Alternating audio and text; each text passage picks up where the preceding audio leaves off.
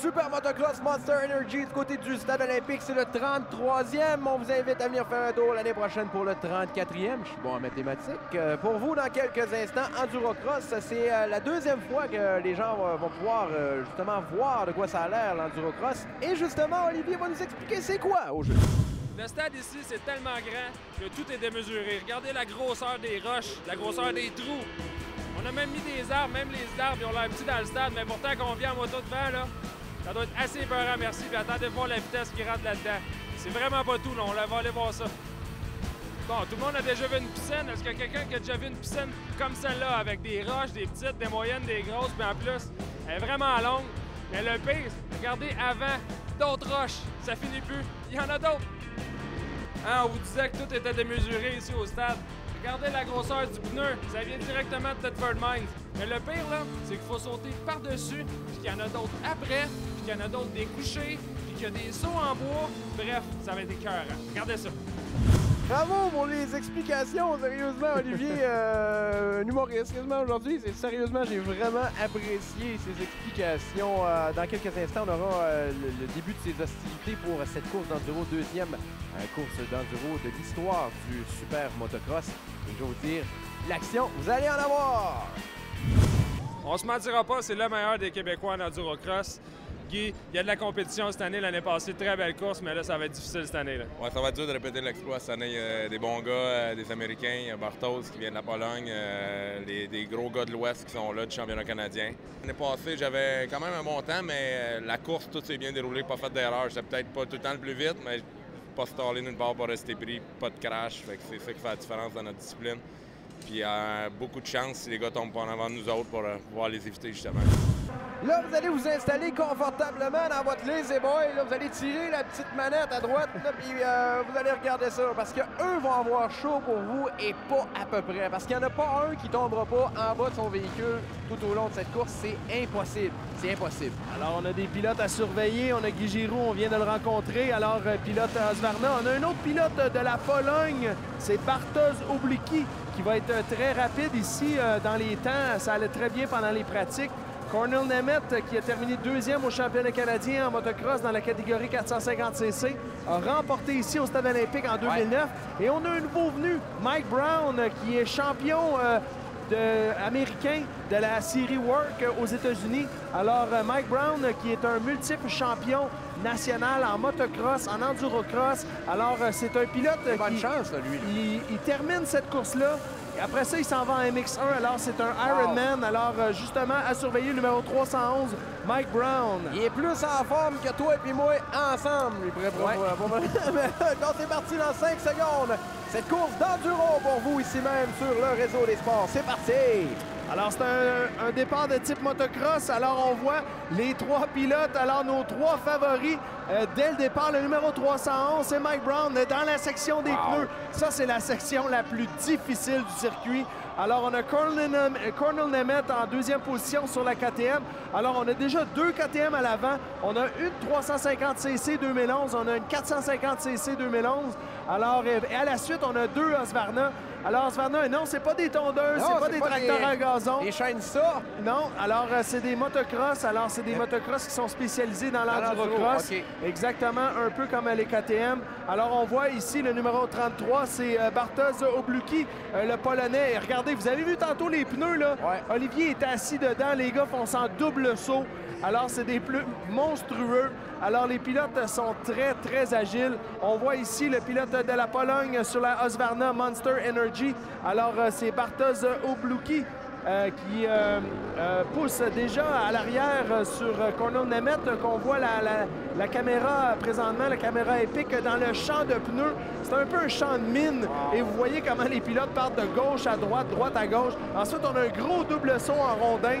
On se retrouve présentement presque à la baie James. C'est vraiment hot comme prise de vue. On a presque toute la piste au complet. Et regardez comme c'est la forêt, regardez! La forêt enchantée. Oh là, ça ralentit un peu. Et là, on s'en va ici dans la piscine avec, écoute, si vous avez déjà marché dans le bois, de la boue De l'eau sur de la roche, c'est Ça glisse. glissant. Oh, Imaginez-vous avec des crampons Après, là. en caoutchouc avec les pneus. C'est extrêmement glissant. Et regardez Cornell Nemeth qui effectue le double saut ici, mais- comme si rien n'était. Il fait un vrai 8 pieds 4.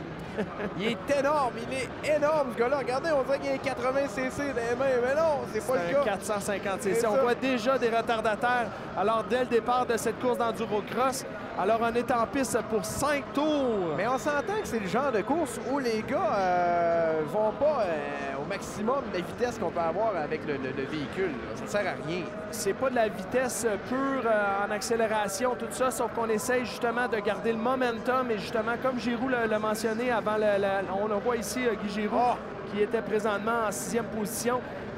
Alors, Giroux qui parlait justement qu'il ne faut pas tomber comme ce qui se passe ici. Marc-André Baudouin, numéro 709, qui est dans une fâcheuse position présentement, incapable de sortir son véhicule. Alors, on risque d'avoir un embouteillage. Écoute, Babu, si on a un embouteillage dans les pneus comme ça va être difficile.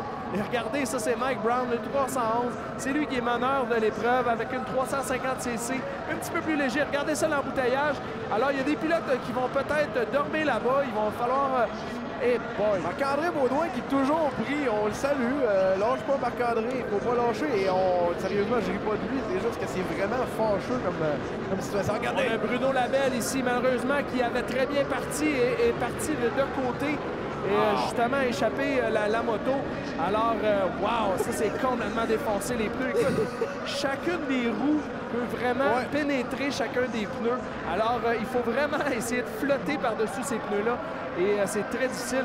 Et regardez le double saut. Ici, on a un double saut. La première bosse, c'est un rondin d'à peu près 2 pieds de diamètre. Et ensuite, on a les gros pneus. Il est encore là, Marc-André Baudouin. Regardez, même, on lâche prise. On C'est est la en train catastrophe. d'enlever nos gants présentement. Aïe, il doit avoir un show puis pas à peu près. Alors, on le voit notre meneur présentement, Mike Brown avec le numéro 311. Est-ce que tu penses que quelqu'un qui fait du trial, un sport qui est quand même assez populaire en Europe, ça l'a été plus dans le temps, là, on s'entend, mais est-ce que quelqu'un qui fait du trial pourrait vraiment avoir aucun problème là? C'est un excellent commentaire, Babu. Écoute, le trial est un peu l'ancêtre de cette discipline. On est ici, on part sur la roue avant. Alors, malheureusement, on a passé par-dessus les guidons. Alors, l'ancêtre un peu de l'enduro-cross mélangé avec le trial. Et ça me fait penser aux 6 jours qui était une classique en Europe. Et Cornell Nemeth, lui, qui... les 2 pieds à terre, ça roule. Et là, c'est Bartos, là, présentement, Obliqui qui vient de chuter. Alors, c'est lui qui est présentement en 3e position. Alors, regardez comment c'est difficile. C'est vraiment là, une manœuvre d'équilibre. Écoutez, c'est des motos là, qui pèsent plus de 200 livres. Et regarde ça, là, ça c'est le 3e présentement dans la course.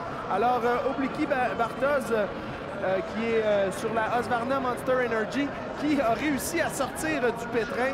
Et pendant qu'on a nos 2 pilotes KTM à l'avant, Mike Brown, le numéro 311, et le pilote qu'on voyait à l'écran, le 32, Cornell Nemeth, on voit quand même que Mike Brown, il y a de la facilité sur les doubles sauts. Et Guy Giroux, qui est aux prises maintenant à la gauche, on l'a vu ici, qui a un tour de retard sur Mike Brown, mais qui quand même était parmi les 5 premiers dans cette course. C'est incroyable. Alors, c'est à vous donner un peu une idée comment c'est difficile quand le 6e, 7e ont déjà un tour de retard sur les manœuvres. Il n'y a rien gagné. Oh, mon Dieu! Hey, aïe, aïe, et c'est Obliqui qui s'est retrouvé encore là-dedans. Alors, on a une chute des 2 pilotes. Et écoutez, on a des pilotes qui sont d'expérience. Ici, on a le numéro 1, qui est Michel Metcalf, qui a chuté. Et ensuite, à Bartos, hey, c'est complètement difficile. On a la reprise. Regardez la reprise présentement. Vous allez voir, c'est violent quand Ça, même. on là. part en chandelle. Là, il n'y a plus rien à faire. On a vu comment il avait appliqué sur le frein arrière, justement pour essayer de faire redescendre le devant de la moto. Et là, ça, c'était trop tard. La moto était partie en chandelle. Il n'y avait plus rien à faire à part de prier. Moi, je suis certain que Mike Brown, présentement, chante dans son casque. Écoute, il y a probablement une petite balade, mais lui, ça va bien. Il fait les doubles sauts. Ici, il se promène. Et encore, là, hein? il est encore dans les pneus. OK. Alors, hommage à Marc-André Baudouin, qui travaille très fort. Sérieusement, ce gars-là, et c'est digne de mention aujourd'hui.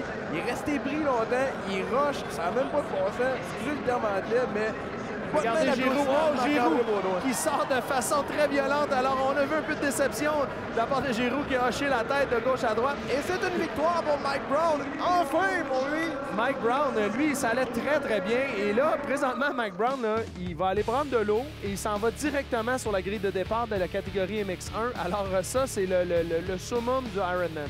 Bravo à Guy Giroux qui termine 10e quand même. Bartosz Oblicki termine, lui, 3e position. Cornel Nemeth à la 2e. Et faut souligner le fait que KTM a très bien réussi aujourd'hui. Il s'implique vraiment beaucoup au niveau de l'enduro. Donc, bravo à KTM qui termine 2e et première position. Mike Brown, Olivier l'a rencontré.